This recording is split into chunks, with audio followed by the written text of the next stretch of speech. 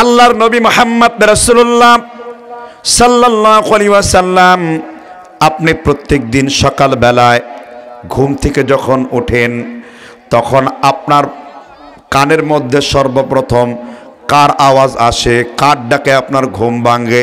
বলেন তো দেখি। আপনি তো বলতে পারলেন না, আল্লাহ তো ডাক দেন না যে তার ডাক আপনি শোনেন। কার ডাকে আপনার ঘুম ভাঙে বলেন তো? হ্যাঁ হ্যাঁ, আপনি মুয়াজ্জিন ঠিকই ধরেছেন।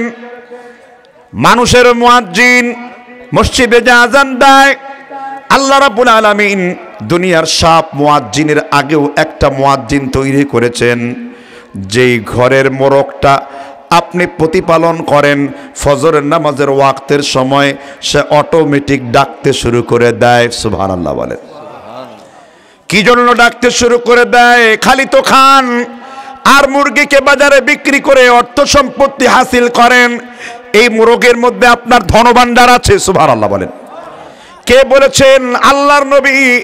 মুসলিম শরীফের 1520 নম্বর বর্ণনায় আল্লাহর নবী বলেছেন, ইদা সামিতু সিয়াহাত বিয়াকাত, যখন তোমাদের বাড়ির পাশে কোনো মোরগকে ডাকতে দেখবা, ফায়াসআলুল্লাহ খায়রান, কল্যাণের জন্য ভালায়ের জন্য আল্লাহর কাছে দোয়া করবা, ইল্লা আতাহু ওয়া ইয়্যাহু, তুমি মোরগ ডাকার পরে যেই দোয়া করবা আল্লাহ তোমার ওই দোয়াকে কবুল করে নেন।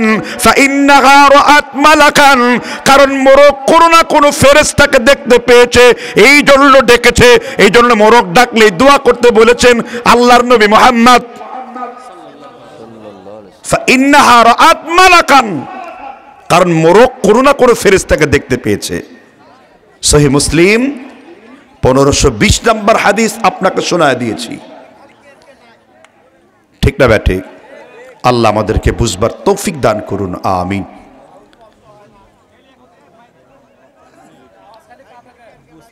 দেখছেন?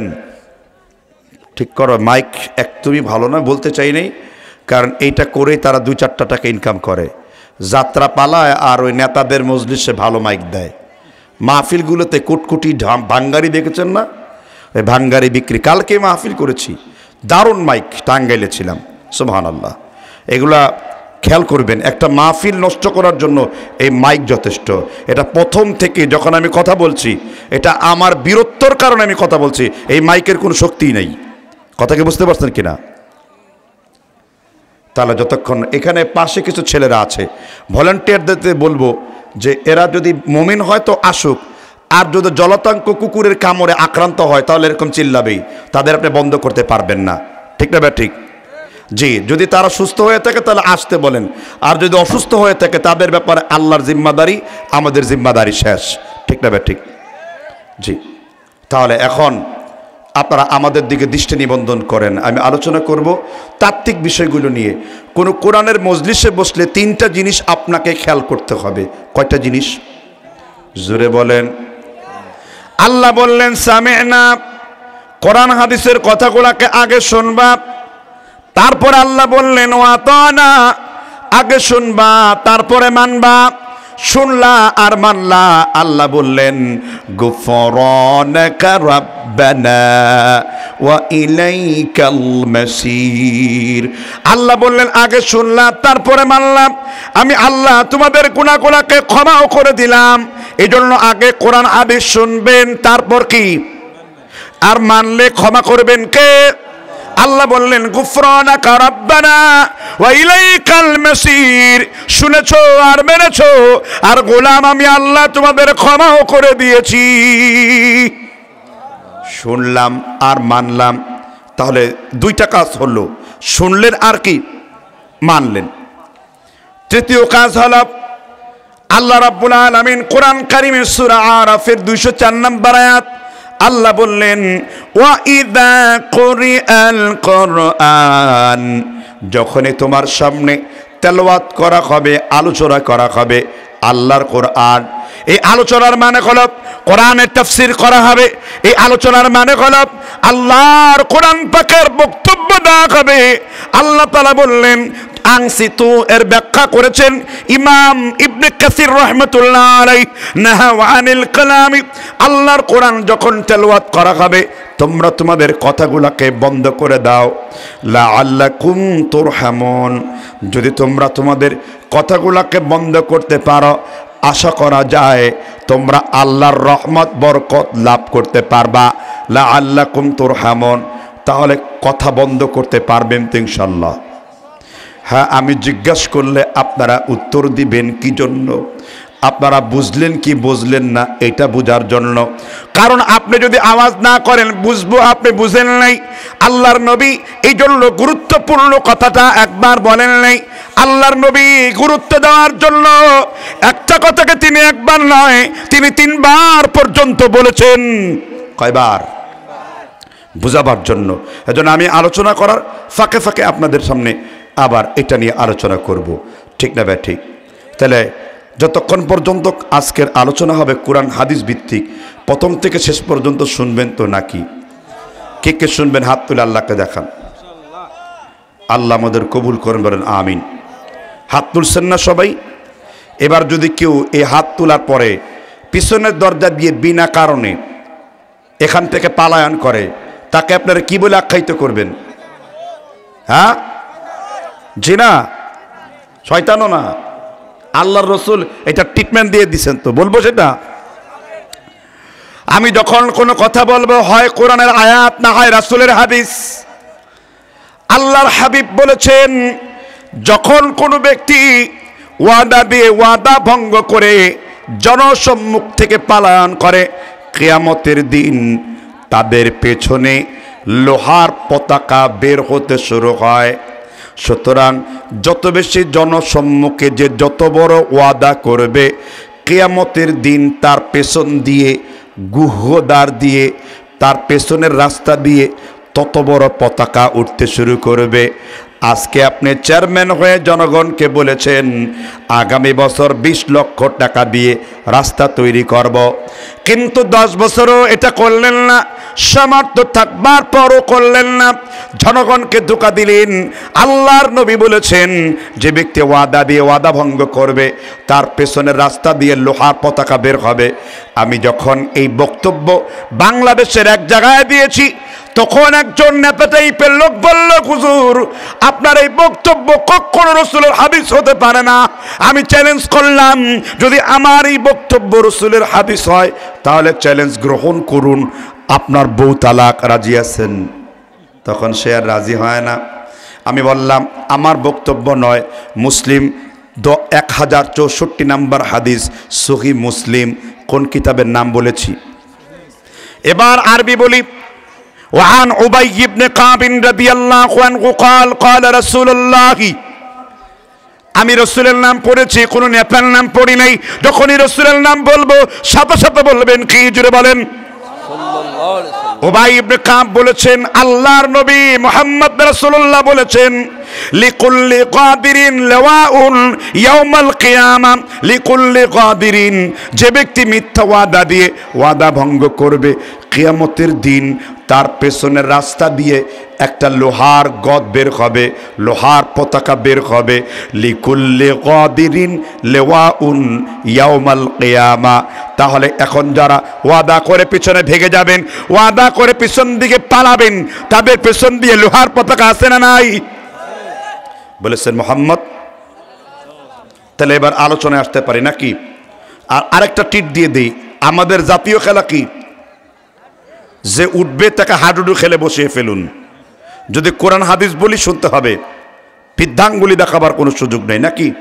তাহলে সবাই এবার শয়তান থেকে আল্লাহর কাছে আশ্রয় চাই। 2 প্রকার শয়তান, মানুষ শয়তান আর কি জিন শয়তান।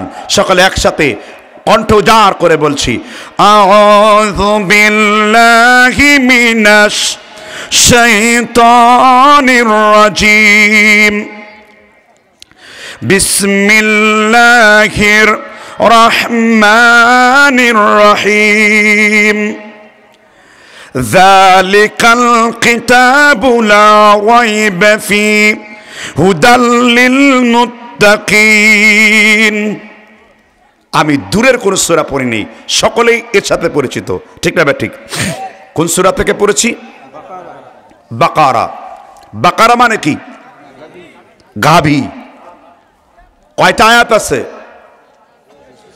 286, 286 verse mention the Holy Quran, the first, the primary level. প্রথম দিকে আল্লাহ তাআলা এটা আলোচনা করেছেন। 286টি আয়াত আছে। বাকারা মানে হলো কি? গাভী। মানে শুরু করেছেন আল্লাহ গরু দিয়ে, আল্লাহ বুঝাইলেন, আর শেষ করেছেন আল্লাহ না শব্দ দিয়ে, ঠিক না? ঠিক।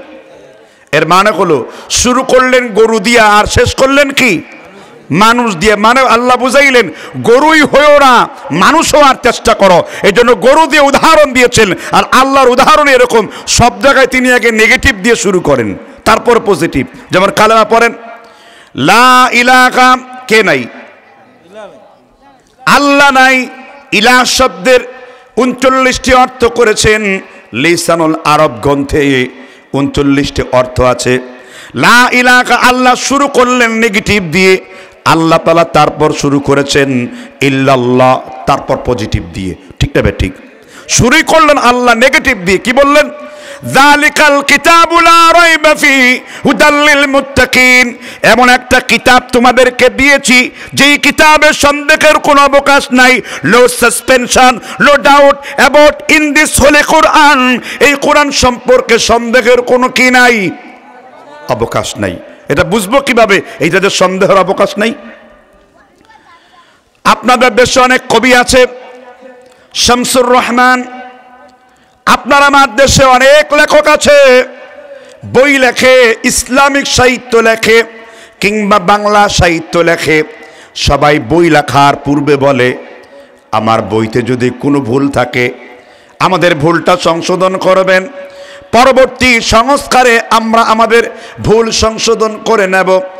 এই জন্য এটা হলো মানুষের লেখা, আর এটা যে আল্লাহর লেখা, আল্লাহ শুরুই করলেন এটা এমন একটা কিতাব যাতে কোনো সন্দেহ পাবা না, যাতে কোনো ভুল পাবা না। আল্লাহ রাব্বুল আলামিন সন্দেহ মুক্ত করেছেন, ভুল মুক্ত করেছেন। এই জন্য কোরআন কারীমে আল্লাহ রাব্বুল আলামিন স্পষ্ট করে ব্যক্ত করে দিয়েছেন সন্দেহের কোনো অবকাশ নাই, কারণ ওইটা মানুষের লেখা। এই জন্য মানুষ ক্ষমা দিয়ে শুরু করেছেন। আর কোরআন হলো আল্লাহর লেখা, আল্লাহ রাব্বুল আলামিন কোনো ভুল দিয়ে শুরু করেন নাই। এই জন্য এটা হলো আল্লাহর কিতাব আর মানুষের কিতাবের পার্থক্য। সুবহানাল্লাহ বলেন। এই কোরআন, কোরআনের ফজিলত নিয়ে আমি আজকে আলোচনা করব, শুধু কোরআনের উপরে। শুনবেন না ইনশাল্লাহ? আচ্ছা, এবার একটা ইন্টারভিউ নেই। এই কোরআনটা কে সৃষ্টি করেছেন? আল্লাহ। আমি আপনাদের লজ্জা দেওয়ার জন্য বলছি না, আমি আপনাদের জ্ঞানের আকায়াতটা পরিষ্কার করার জন্য বলছি। রাগ করবেন? আসলে কোরআনটাকে আল্লাহ সৃষ্টি করেন নাই। 4 মাযহাবের ইমামগণ একমত, ইমাম আবু হানিফা, শাফিঈ, হাম্বল, মালিক, এমনকি তাফহিমুল কোরআনের লেখক আল্লামা সৈয়দ আবুল আলা মওদুদী রাহিমাহুল্লাহ, তিনিও তাফহিমুল কোরআনের ভূমিকাতে লিখেছেন। কোরআন তরজমানুল কোরআনের প্রথম খণ্ডে তিনি উর্দুতে আলোচনা করেছেন। কোরআনটাকে কেউ যদি আল্লাহর সৃষ্টি বলে তাহলে তার কুফরি হবে আল্লাহর সাথে। কেন? আল্লাহ আকাশ সৃষ্টি করেছেন, আকাশের কিয়ামত আছে না নাই? আমার বক্তব্য নয়, কোরআন কারীম সূরা ইনফিতার পুরোটা যদি আপনি পড়েন, আল্লাহ তাআলা শুরু করেছেন ইদাস সামাউ ফাতারাত, আল্লাহ কিয়ামতের দিন আকাশগুলোকে ফাটিয়ে ফেলবেন। আল্লাহ চাঁদ সৃষ্টি করেছেন, চাঁদের কিয়ামত আছে না নাই? আল্লাহ সমুদ্র সৃষ্টি করেছেন, কোরআন কারীমে আল্লাহ বলেছেন ওয়া ইদাল বিহারু ফুজ্জিরাত, আল্লাহ সমুদ্রকে উদ্বেলিত করে দেবেন, সমুদ্রের পানিগুলোকে আল্লাহ আগুন দিয়ে উত্তপ্ত করে দেবেন। সূর্য আল্লাহ সৃষ্টি করেছেন, সূর্যের ধ্বংস আছে না নাই? আবার আমরা হলাম মানুষ, আমরা মরার পরে আবার মাটির সাথে মিশে যাব কিনা বলেন?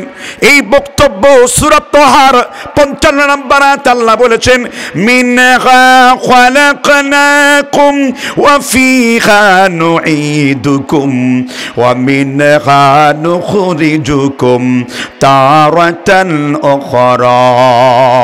আল্লাহ বললেন তোমাকে মাটি দিয়ে সৃষ্টি করেছি, পুনরায় আবার মৃত্তিকায় মাটিতে ফিরিয়ে নিয়ে যাব। আল্লাহ তাআলা মানুষ সৃষ্টি করেছেন, মানুষের কিয়ামত আছে, কিয়ামতের দিন সিংহায় যখন ফুৎকার দেওয়া হবে, আল্লাহ সূরা তাকবীরে আলোচনা করেছেন ওয়া ইদান নুফুসু যুইজাত, দেহ আর প্রাণকে আল্লাহ একত্রিত করে উঠাবেন। আপনি সৃষ্টি হয়েছেন, আবার আপনার মৃত্যু আছে। আকাশ সৃষ্টি হয়েছে, আকাশের আবার ধ্বংস আছে। কিন্তু এই কোরআন কারীম যে আল্লাহ যেমন আযালি, আল্লাহ যেমন আবাদি, আল্লাহ যেমন সিফাতে কামালিয়া, আল্লাহর যেমন কোনো ধ্বংস নাই, দুর্বলতা নাই, তন্দ্রা নাই, আল্লাহর কোরআনের ধ্বংস নাই, দুর্বলতা নাই। কারণ কোরআন হলো আল্লাহর কালাম, কোরআন হলো আল্লাহর সিফাত। সুবহানাল্লাহ বলেন। সুবহানাল্লাহ। অনেক কষ্ট হচ্ছে ওয়াজ করতে। হ্যাঁ, কেন জানেন? এই মাইকটা ভালো না, এটা শুধু আমার বীরত্ব আর কি। আমার দুঃখ লাগছে যে এইরকম একটা সুন্দর মাহফিলের আয়োজন এত খারাপ একটা মাইক দিয়ে কেমনে করলেন আপনারা? ঠিক না? ঠিক। আপনারা বিরক্ত হচ্ছেন না? একটু জোরায় আমি বলতেছি কথা, সমস্যা নাই। কথা বলার শক্তি কে দেন? আমরা মাইকের প্রতি ডিপেন্ড করব না, আজকে আমরা আল্লাহর প্রতি ভরসা করব। ঠিক কিনা বলেন? তাহলে আজকে জানলাম কোরআনটা কার কালাম। জোরে চিল্লায় বলেন আল্লাহ। হুজুর দলিল দেন কোরআন যে আল্লাহর কালাম। খোলো জামিউল হাদিস আল্লামা সুয়ুতি, চতুর্থ খণ্ড 10075 নম্বর হাদিস। যাখিরুহু আনিকুন ওয়া বাতিনুহু আমিকুন, লাহু নাজমুন ওয়া আলা নাজুমিহি লা তুহসু আজাইবুহু ওয়া লা তুবলা গরাইবুহু ফীহি মাসাবিহিল হুদা ওয়া মানারিল হিকমা। কিছুই তো বুঝলাম না, এবার বাংলা অনুবাদ। ঠিক না ঠিক? জামিউল হাদিস চতুর্থ খণ্ড, হাদিস নাম্বার হলো 10081 নাম্বার। আল্লামা সুয়ুতি হাদিসটিকে সহিহ বলেছেন। আল্লামা ইমাম হাইসামি রহমতুল্লাহ আলাই হাদিসটিকে সহিহ বলেছেন। আল্লামা ইমাম বুখারী ইসমাইল হাদিসটিকে সহিহ বলেছেন। হাদিসটার মান তাহলে সহিহ। সহির আমি লিস্ট আরও 40 জন ইমাম থেকে নকল করতে পারি, দরকার নাই। আল্লাহর নবীর সব থেকে বেশি হাদিস যিনি বর্ণনা করেছেন তার নাম কি? আবু হুরায়রা। আল্লাহর নবী বলছেন যাকিরুহু আনিকুন, আল্লাহর কোরআনটা বাইরে থেকে তোমাদের জন্য পুরনো মনে হবে। ওয়া বাতিনুহু আমিকুন, কিন্তু আল্লাহর কোরআনে রয়েছে নতুনের পরে আরো নতুন। সুবহানাল্লাহ বলেন। আবার খেয়াল করেন, আল্লাহর নবী বলছেন যাকিরুহু আনিকুন, আল্লাহর কোরআন বাইরে থেকে পুরনো।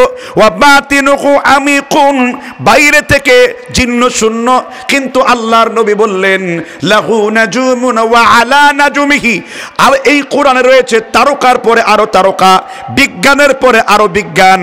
লা তুহসা আজাইবুহু ওয়া লা তুবলা গরাইবুহু, এই কোরআনটা যতই পড়বা আমি আল্লাহ ততই তোমাদের কাছে কোরআনটাকে নতুন বানায়া দেব।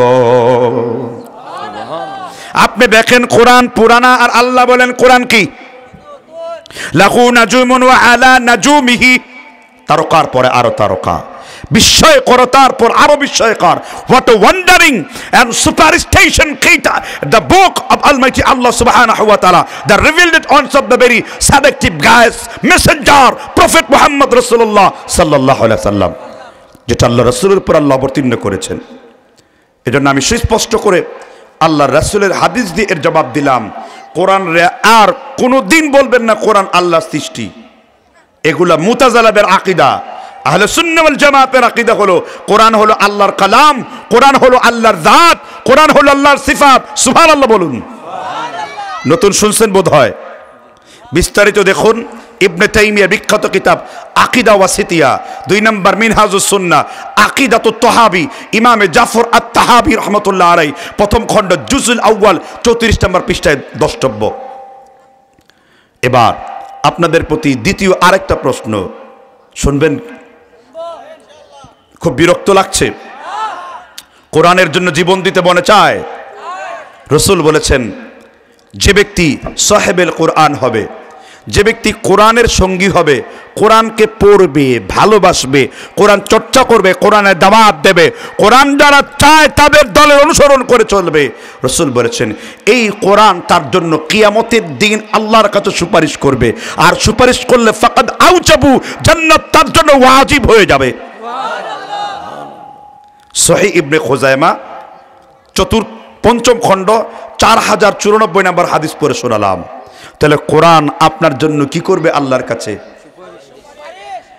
এশার নামাজের পর রাতের বেলায় ঘুমাতে যাওয়ার পরে আল্লাহর নবী বলেছেন যে ব্যক্তি নিয়মিত 2টা সূরা তেলাওয়াত করবে। কয়টা সূরা? জোরে বলেন।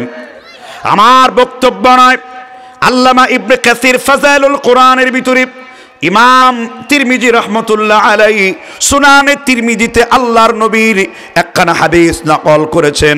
আল্লাহর হাবিব বলেছেন যে ব্যক্তি এশার নামাজে রাতের বেলায় ঘুমাতে যাওয়ার পূর্বে 2টা সূরা নিয়মিত পড়বে, হামিম সাজদা, আরেকটা হলো সূরা আল মুলক। এই 2টা সূরা যে ব্যক্তি নিয়মিত পড়বে, ইন্তেকাল করার পরে এই 2টি সূরা আল্লাহকে বলবেন, আল্লাহ তুমি তোমার এই গোলামকে জাহান্নামে দিও না, কারণ তারা নিয়মিত আমি সূরা মুলক এবং হামিম সাজদাকে তেলাওয়াত করেছে। এই 2টি সূরা জাহান্নামে যাওয়ার জন্য অন্তরায় হয়ে দাঁড়াবে। সুবহানাল্লাহ বলেন। অন্তরায় হয়ে দাঁড়াবে। হি অ্যাবডাক্টেড ইজ দ্য ওয়াল। আপনার জাহান্নামকে প্রোটেস্ট করবে, নরককে, হেলকে প্রোটেস্ট করবে, প্রতিরোধ করবে এই 2টি সূরা। কোন 2টা? হামিম সাজদা, আর কোনটা? সূরা মুলক। পড়তে ভুলবেন না। কথা বুঝতে পারছেন কিনা? আবার মুলক কি জন্য পড়বেন? খালি মুলক মুখস্থ করবেন না। মুলক এই জন্য পড়বেন, আল্লাহ রাব্বুল আলামিন সমস্ত ক্ষমতার উৎস যে তিনি, সর্বময় ক্ষমতার মালিক যে তিনি, ইনিল হুকমু ইল্লা লিল্লাহ। আল্লাহ বলেছেন একমাত্র আমি সর্বময় ক্ষমতার অধিকারী। আলা লাকুল খালকু ওয়াল আমর তাবারাকাল্লাহু বিরাব্বিল আলামিন। সৃষ্টি আমি করেছি আর বিধান আমি আল্লাহ দেই, কারণ আল্লাহর কোরআনে আল্লাহ রাব্বুল আলামিন তিনি যে সর্বময় ক্ষমতার অধিকারী। তোদের ক্ষমতা আছে, আল্লাহরও ক্ষমতা আছে। ক্ষমতার বলে ফেরাউন একদিন সমুদ্রের মতন চুবায়া চুবায়া দুনিয়া থেকে বিদায় হয়েছে, আর আজকেও যারা ফেরাউনের ভূমিকায় অবতরণ হবে আল্লাহ রাব্বুল আলামিনের রসনালে পরে, তারাও একদিন এই জমিন থেকে উৎখাত হয়ে যাবে। জুড়ে বলেন ঠিক কিনা? কোরআন এই জন্য মূল পড়তে বলেছেন রাসূল। আল্লাহ যে সর্বময় ক্ষমতার অধিকারী, তিনি যে খালেক, তিনি যে আমরদাতা, তিনি যে সমগ্র আইন বিধানের একচ্ছত্র ক্ষমতার অধিকারী, এটা কোরআনে কারীমে এই সূরাতে আল্লাহ প্রথমে বলেছেন তাবারাকাল্লাযী বিয়াদিহিল মুলক। যত ক্ষমতা তোরা দেখতে পাও না কেন, সমগ্র ক্ষমতা তো আমি আল্লাহর হাতে। সুবহানাল্লাহ বলেন। প্রথম আয়াত দিয়ে শুরু করেছেন আল্লাযী খালাকাল মাউতা ওয়াল হায়াতা লিয়াবলুয়াকুম আইয়ুকুম আহসানু আমালা। সে আল্লাহ মৌত সৃষ্টি করলেন, জীবন সৃষ্টি করলেন, এবং দেখতে চায় তোমাদের ভিতরে কে ভালো আমল করতে পারে। আল্লাহ কোয়ালিটি বলেছেন, কোয়ান্টিটি বলেন নাই। কোয়ালিটি কোরআন এবং রাসূলুল্লাহ সহিহ হাদিস মোতাবেক যে ব্যক্তি আমল করবে। কথা ক্লিয়ার? না ক্লিয়ার? দ্বিতীয় কোশ্চেন আপনাদের জ্ঞান বাড়াবার জন্য, যে এই কিতাবটার সাথে আমাদের সম্পর্ক কত দূরে এটা বোঝাবার জন্য দ্বিতীয় একটি প্রশ্ন করি। বলুন, কোরআনকে সর্বপ্রথম কে অনুবাদ করেছে? গিরিশচন্দ্র সেন।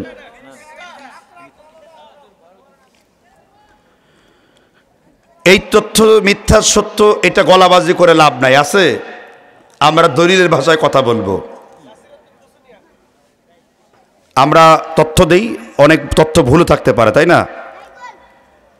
সংক্ষিপ্ত ইসলামী বিশ্বকোষ, যেটা ইসলামিক ফাউন্ডেশন অনুবাদ হয়েছে, আল কোরআন একাডেমি লন্ডন থেকে কোরআন প্রকাশিত হয়েছে। এবং আমি যখন রংপুরের পায়রা বন্দর বা পায়রা চত্বর একটা এলাকাতে মাহফিল করেছি, আপনারা চেনেন সেই এলাকাটা, আমি বক্তব্যে বলেছিলাম